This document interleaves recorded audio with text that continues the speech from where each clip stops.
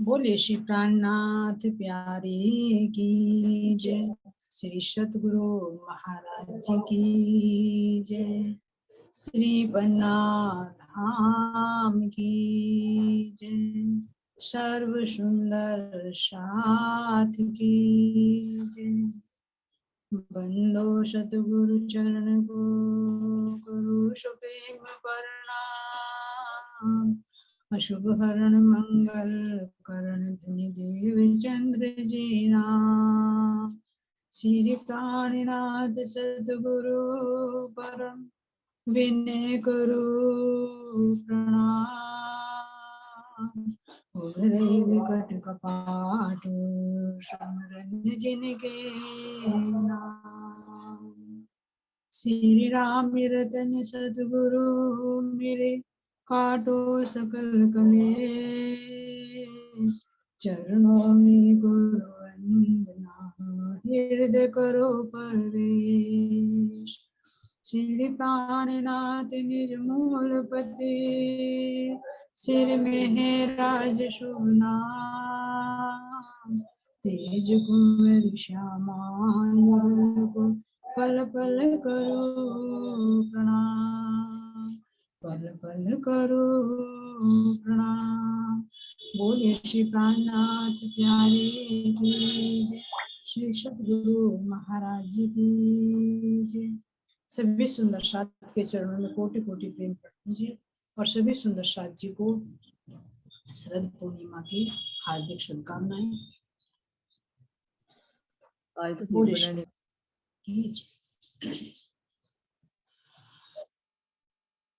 बोले श्री प्राणनाथ प्यारे की जय। श्री सतगुरु महाराज जी की जय। श्री वननाथ धाम की जय। वंदना में कर रही श्री राज की। वंदना में कर रही श्री राज की। सच्चिदानंदन प्राणों के आधार जी। सच्चिदानंदन प्राणों के आधार जी। वंदना में कर रही श्री राज की। वंदना में कर रही श्री राज की। खेल झूठा देखने को आए हैं। छरियक सर से न्याला वो निज धाम है। छरियक सर से न्याला वो निज धाम है। धाम है अक्षर को भी सुध नहीं उस धाम की।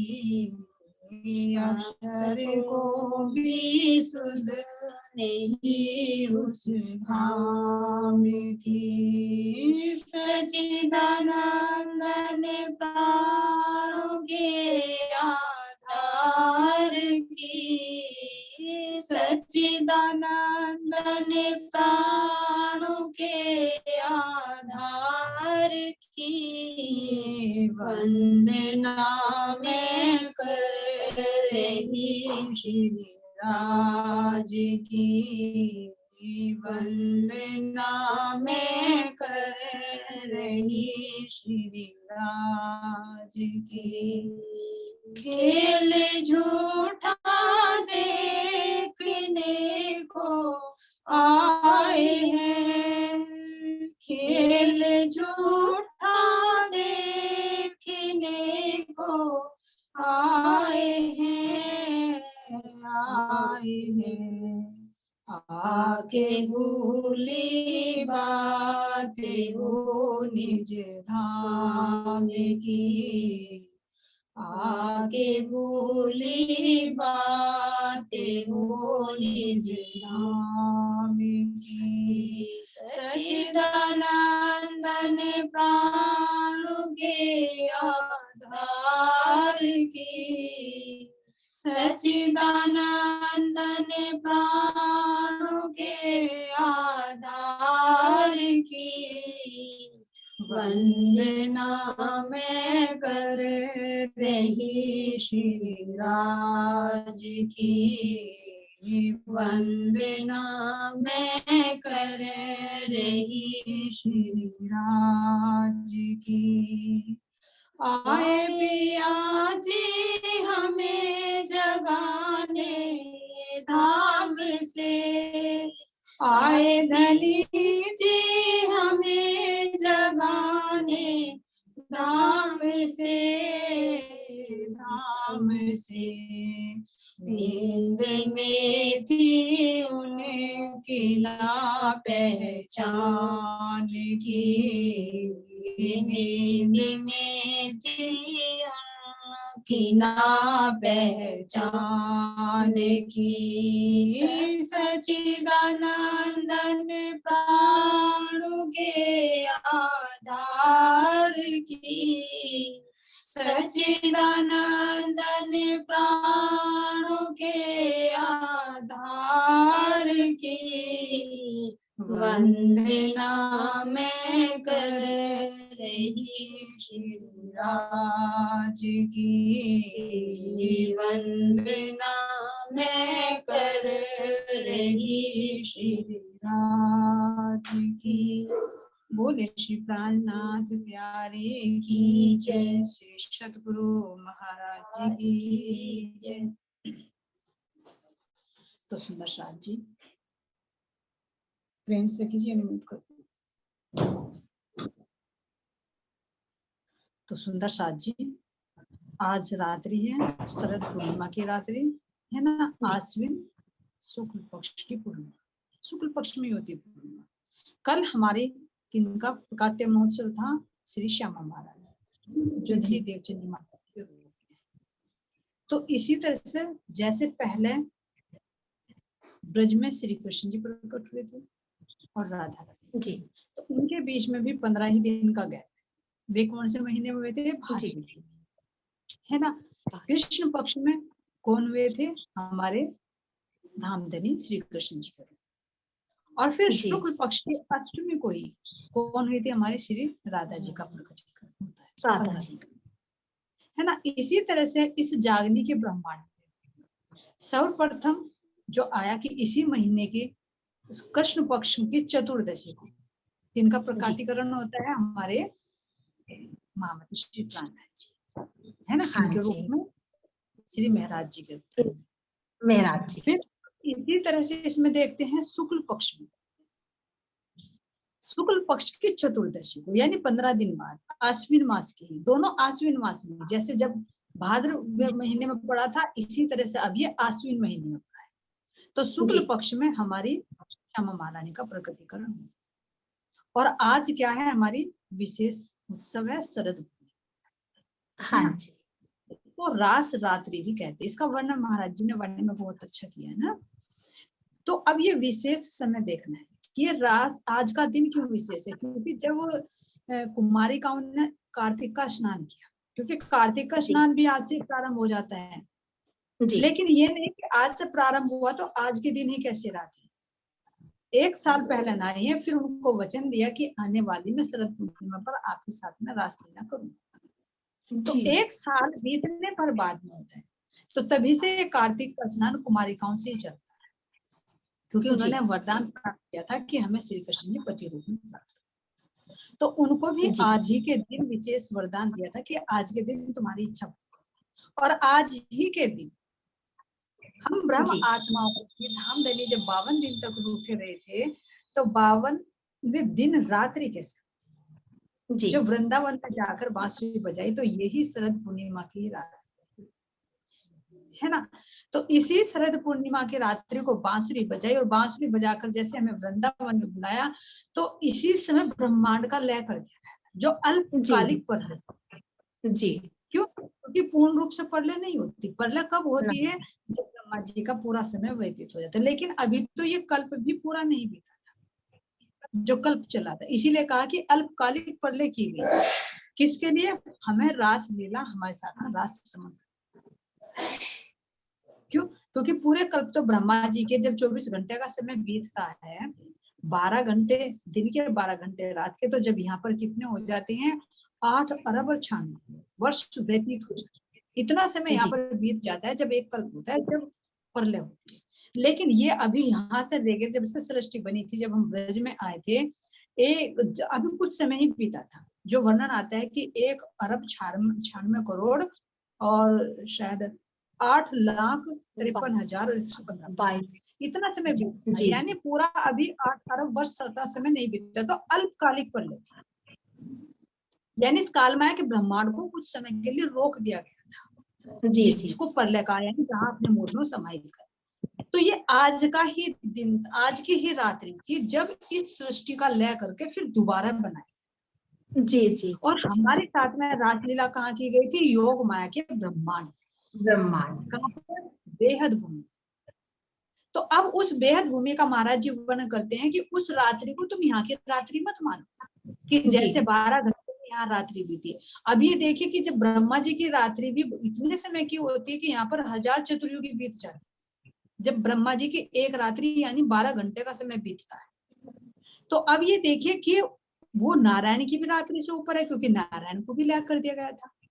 जी महाराज जी में कह रहे हैं कि मृत्यु लोक और स्वर्ग की, ब्रह्मा और नारायण, रास रात के बीच में ये चारों दरमियान। जी, तो इतनी बड़ी वो रात्रि जो योग माया के ब्रह्मांड में हमारे साथ में रास लीलाएं की, और तो उसका कोई समय नहीं है कि जब कह रहे हैं कि ब्रह्मा जी की रात्रि भी इतनी विशेष है। देखिए ब्रह्मा जी की रात्रि कितने कह रहे हैं कि 12 घंटे का समय, यानी यहाँ पर चतुर्युगी 1000 बार बीत जाती है। तो तब ब्रह्मा जी की रात्रि यानी 12 घंटे का समय बीतता है। और महाराज जी चौपाई में कह रहे हैं कि मृत्यु लोक और स्वर्ग की, ब्रह्मा और नारायण, रास रात के ये चारों दरमियान। तो अब ये देखिए कि जब ब्रह्मा जी की रात्रि इतनी लंबी है, तो ब्रह्मा जी से बड़े कौन से होते? ज्यादा उम्र वाले विष्णु जी। तो ब्रह्मा जी की जब 100 वर्ष व्यतीत हो जाते हैं, तो इतने में विष्णु जी की कह रहे हैं कि 1 घंटे का समय बीतता है। 1 घंटे यानी 22.5 मिनट का समय बीतता है। तो इसी तरह इसने हिसाब से देखिए विष्णु जी की आयु जो सतलोक में है, विष्णु जी की आयु कितनी बताई गई है, जो एक हिसाब निकाला है, वो बताई गई है 12 लाख। अब ये देखिए जब 12 लाख वर्ष इस तरह से विष्णु जी के बीच जाते हैं, तब रुद्र की जो सतलोक में है उनकी आधी घड़ी का समय बीतता है, आधी का। और इस हिसाब से रुद्र के कितने होते हैं? 10 करोड़ वर्ष के आयु। और इतने में जब उनका एक आधी कला का समय बीतता है, तो जो महाविष्णु है, महाविष्णु में एक शब्द ओम की उत्पत्ति होती है। ये देखिए, तो जब कह रहे हैं कि ब्रह्मा और नारायण रात्रि, चाहे मृत्युलोक हो चाहे स्वर्ग, चाहे ब्रह्मा हो चाहे नारायण, रास रात के बीच में ये चारों दरमियान। तो इतनी लंबी रास की रात्रि का वर्णन किया गया है। जी जी और कोई पारावार नहीं है कि कितने समय तक ये समय सृष्टि का लय रहा, और हमारे साथ में वो पूर्ण परमात्मा ने रास की लीलाएं की। लेकिन अब ये देखिए कि वो समय हमारे लिए कितना कीमती था। हमारे साथ में रास की लीला, लेकिन कैसी अवस्था में की? सुसुप्ति अवस्था। क्योंकि काल माया के ब्रह्मांड का लय कर दिया गया था। हमें पता लग गया था कि भाई काल माया का ये जो झूठे ब्रह्मांड है, झूठे रिश्ते हैं, नाते हैं, सबको झूठे को छोड़कर हम कहाँ पहुंच गए थे? योग माया।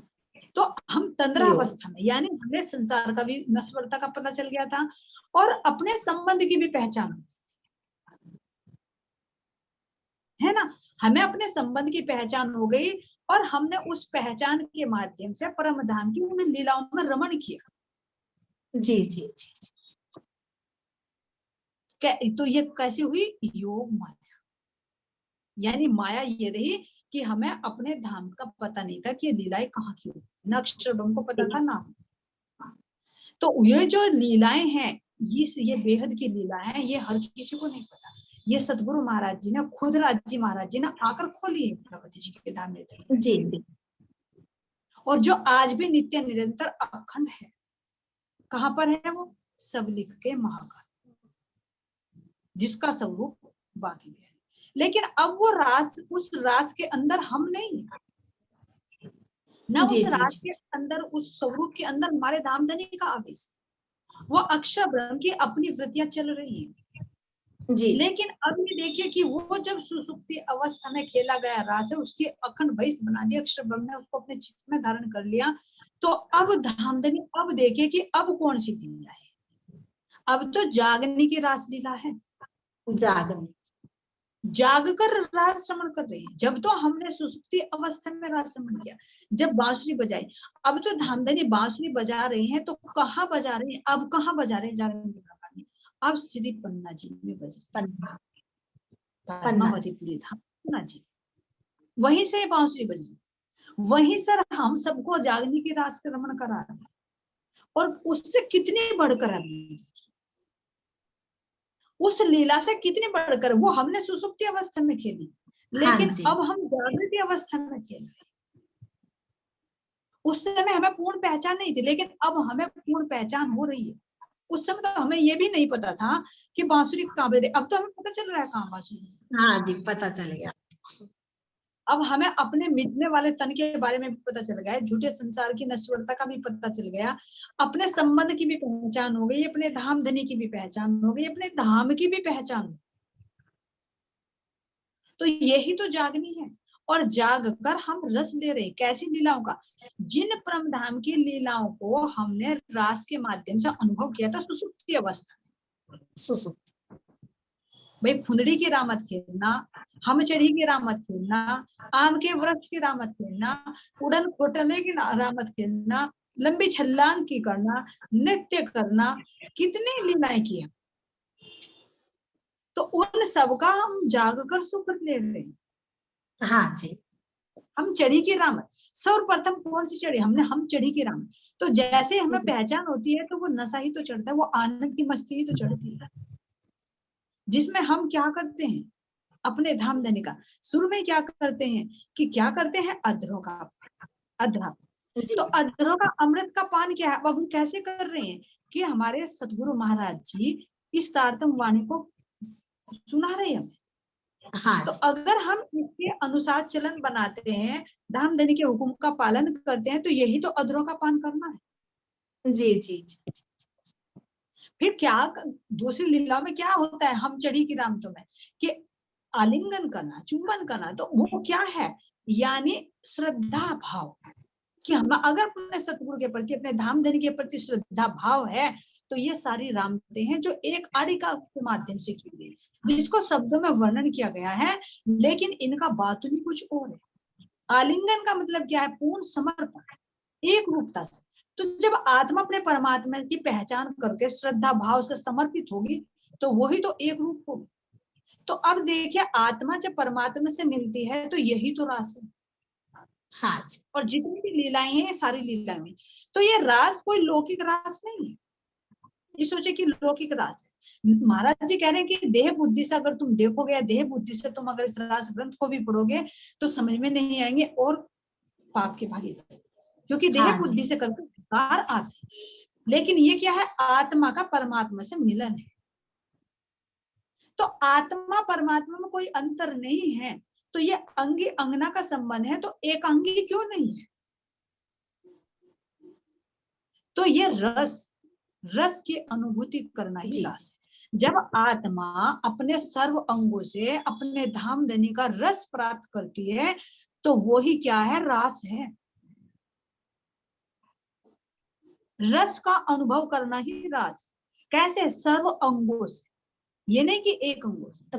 अब ये देखिए, काल माया के ब्रह्मांड में थे हम, तो हमने श्री कृष्ण जी को मना कर दिया था कि हम नहीं आपके साथ रास खेलने।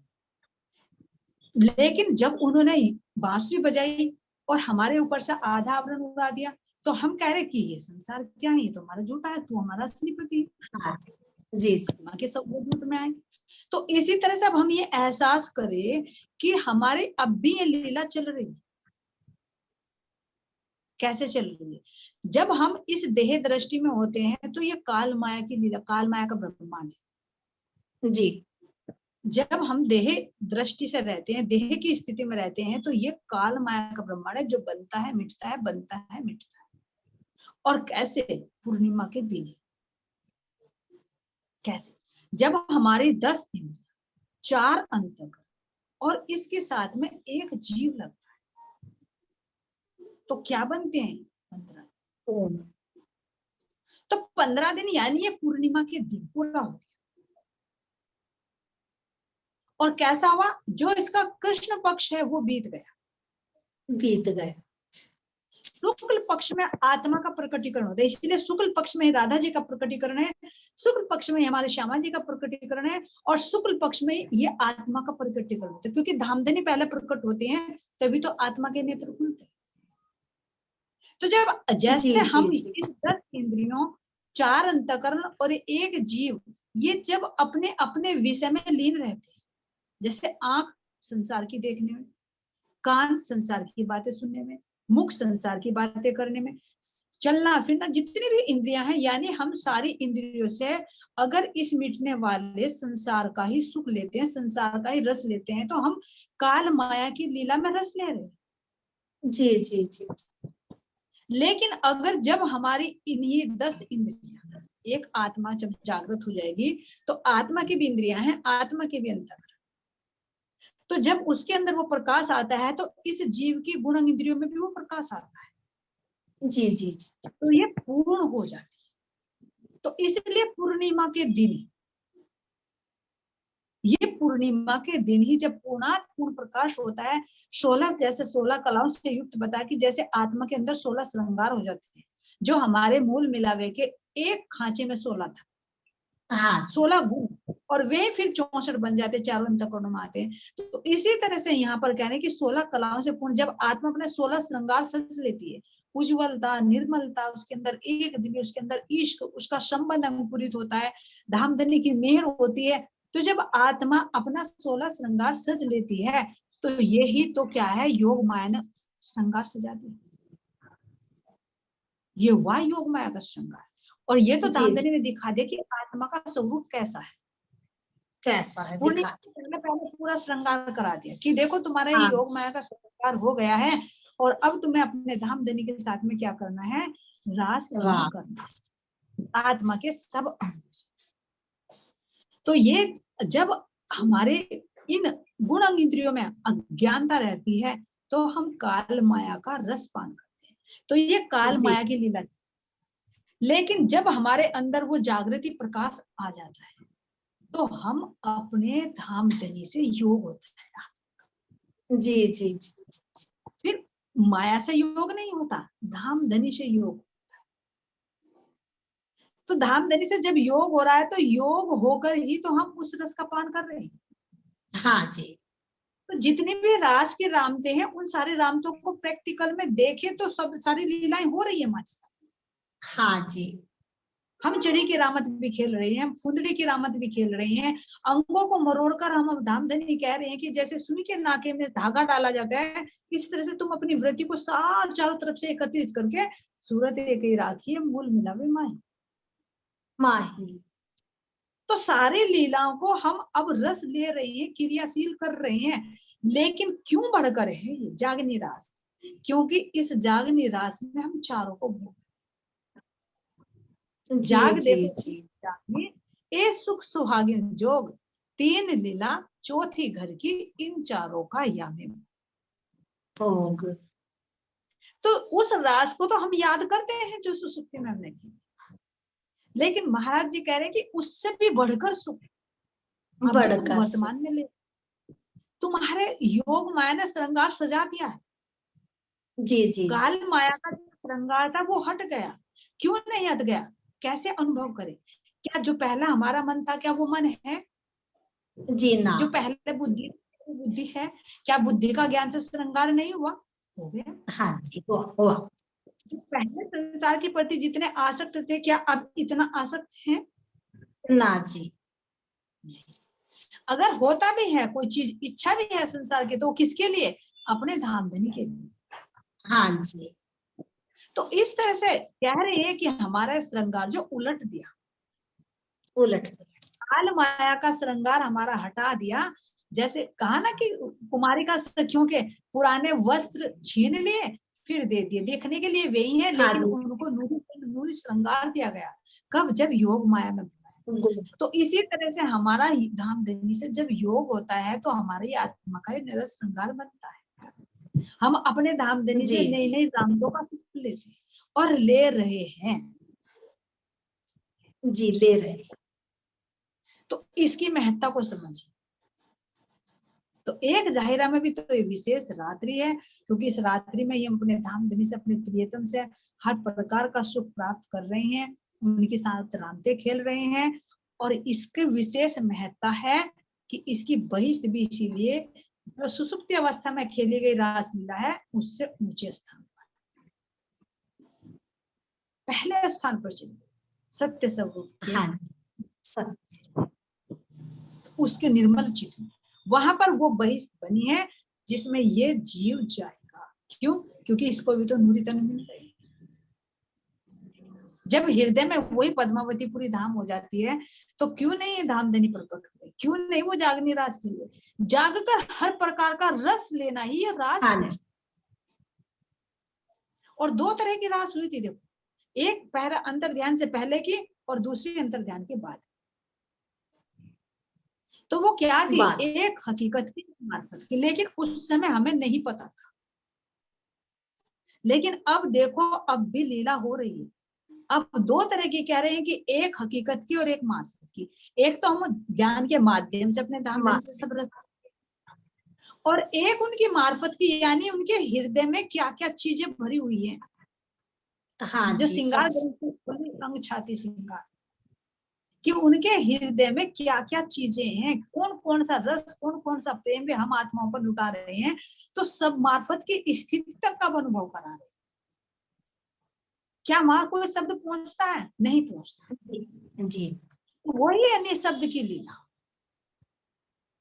जो हमने सुसुप्ति अवस्था में अक्षर ब्रह्म को जो दिखाना था, अक्षर ब्रह्म की इच्छा जो पूरी करनी थी, लेकिन उसमें हम भी रमण कर रहे थे तो हमें भी नहीं पता था। हम भी उस रस को ले रहे थे, जैसे परमधाम में उस रस को ले रहे थे, ऐसे ही हमने योग माया के अंदर उस रस को लिया, लेकिन हम जागरूक नहीं हुए। तो अब जगाकर धामधनी हमें उस रास की भी लीलाओं का अनुभव करा रही है। परम धाम में जो हम 8 पहर अपने धामधनी के साथ में रामते करते हैं, उनका भी हमें अनुभव करा रहे हैं। और साथ में हमें जो ब्रह्मांड बने, ब्रज का बना, रास का बना, अब ये जागनी में ब्रज और रास की लीला हुई है, और हमारे परम धाम के जो लीलाएं होती रहती थी उन सबका हमें अनुभव कर रहा है जी। तो क्यों नहीं है ये विशेष? तो सही पूछे तो जाहिरा में देखे तो ये पूर्णिमा का दिन है ना, क्योंकि पूर्णिमा का दिन प्रकृति में भी वो प्रभाव पड़ता है कि चंद्रमा भी क्या होता है, 16 कलाओं से युक्त होता है, शीतलता होती है ना। और क्या कहते हैं कि यहाँ पर भाई अच्छे स्वास्थ्य के लिए खीर बनाइए और चंद्रमा की रोशनी में रखिए, उससे तुम्हारा स्वास्थ्य ठीक। लेकिन अगर जिस तरह से चावल और दूध एक जगह मिलकर खीर बन जाते हैं, इसी तरह से अगर हमारी आत्मा अपने धाम धनी में मिलकर एक रूप हो जाए तो उसे क्या बीमारी रहेगी? सारी बीमारी कुछ भी नहीं। लेकिन कब? जब हमारे इन गुण अंग इंद्रियों में पूर्ण प्रकाश आ जाए, धाम धनी के प्रति वो प्रेम, जो हमारा प्रेम है वो प्रकट होना शुरू, तो यही हर तरंगों से फिर आत्मा अपने परमात्मा के साथ में रस प्राप्त, हर गुण अंग। तो यही है रास। और जब एक रूप मिल जाएगी तो ये हो जाएगी महाराज, जो कहे वाणी के माध्यम से कि एक हकीकत की स्थिति तो दूसरी है मार्फत। इस तरह से धामधनी हमें हर प्रकार से ये जगह जगह कर ये रस प्रदान कर रहे हैं। तो इसलिए कह रहे हैं हेतुओं, ये जागने का रास, इसकी विशेषता को समझो और अपने गुण अंग इंद्रियों को माया की तरफ से मोड़कर अपने परमात्मा की तरफ को उन्मुख कर 8 पहर 64 घड़ियां अपने धामधनी से उस रस में लीजिए। नैनो से भी चाहे संसार में रहे, लेकिन दृष्टि कहाँ रहे? देखने के लिए नयन यहाँ देखेंगे, लेकिन दृष्टि कहाँ हाँ जी। रहेगी? धाम धनी। संसार की बातें करेगा, लेकिन अंदर वाला मुख क्या बोलता रहेगा? परम धाम की बातें बोलता रहेगा। हाँ जी। ये कान सुनने के लिए यहाँ दिखेंगे, लेकिन जब अंदर से बोल रहा है कोई, तो सुनेगा कौन अंदर से? वो आत्मा बोल रही है और आत्मा के कान ही सुनेंगे। चलेंगे पैर यहाँ, लेकिन सूरता के पैर कहाँ चलेंगे? परमधाम में घूमते रहेंगे। करनी यहाँ की होगी, लेकिन सूरता की करनी कहाँ करेगी? अपने परमधाम की लीला में रमण करेगी। तो ये हर अंगों से हम आज भी उस रस को प्राप्त कर रहे हैं। आगे निकली रास। और यही धामधनी से विनती है कि हे मेरे प्राण प्रियतम, बस हर आत्मा को जगाकर इस जागनी रास में शामिल कीजिए, और जल्दी से जल्दी अपने धाम में हम सब आत्माओं को जागृत कीजिए। ये है हमारा जागरण का रास। बोले श्री प्राणनाथ प्यारे की जय। श्री सद्गुरु महाराज की जय। श्री पन्ना की जय। सर्व सुंदर साथ की जय। जय राम जी।